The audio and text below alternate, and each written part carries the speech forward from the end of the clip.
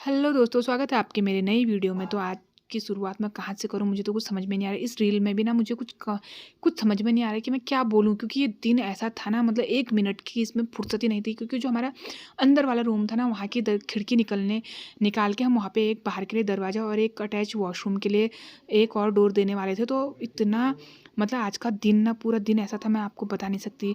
और जब ये हैमर चल रहा था ना दोस्तों, सर में इतनी दर्द हो रही थी उस समय। आप मेरे घर की कंडीशन देख ही सकते हो। मुझे समझ में नहीं आ रहा था कि मैं कहाँ से शुरू करूँ और कहाँ से ख़त्म करूँ, क्योंकि हमने सबसे पहले तो इस रूम को खाली किया। इसका सारा सामान मैंने 2 रूमों में शिफ्ट किया, क्योंकि ये मेरी भांजी रहती थी इस रूम में।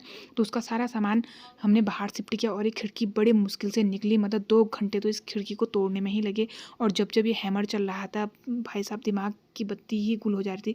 और बीच-बीच में मुझे अपने किचन का काम भी करना था, क्योंकि मेरे को समझ में नहीं कहाँ से शुरू करूँ और कहाँ से ख़त्म करूँ। तो मैंने किचन से ही स्टार्ट किया। मैंने कहा सबसे पहले मैं किचन को साफ़ कर लेती हूँ, क्योंकि किचन से ही एक अच्छा फ़ील होता है कि अगर किचन साफ़ होना तो ऐसा लगता है कि सारा काम हो गया। अगर किचन गंदा रहे तो ऐसा लगता है कुछ काम ही नहीं हो रहा। और तो मैंने 2 रूमों को तो देखा भी नहीं उनकी तरफ, क्योंकि मेरे पास बिल्कुल भी टाइम नहीं था। तो मैंने सोचा सबसे पहले किचन साफ़ कर लेती हूँ और बर्तन धो लेती हूँ, उसके बाद मैं और सारे काम करूँगी। इसमें भी ना बीच-बीच में मुझे इधर-उधर जाना पड़ रहा था।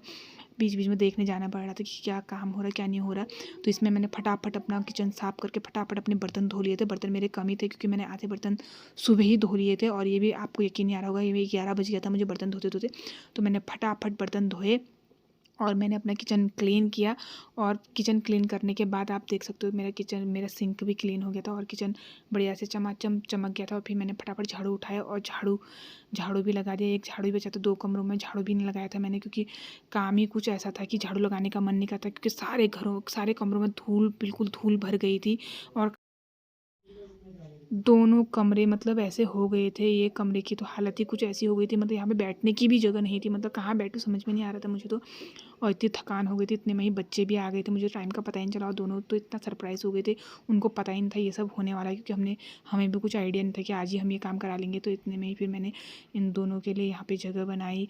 मैंने कहा थोड़ा रेस्ट करेंगे, आराम करेंगे। तो मैं इस रूम को क्लीन करने में लग गई थी। और रिद्धि तो पहले ही घुस गई थी बिस्तर में, क्योंकि उसको बहुत नींद आ रही थी। तो मैंने सोचा क्यों ना मैं भी सो जाती हूँ। अब रूम की सफाई हो गई तो मैं भी तकिया लेके अपना सो गई थी सीधे।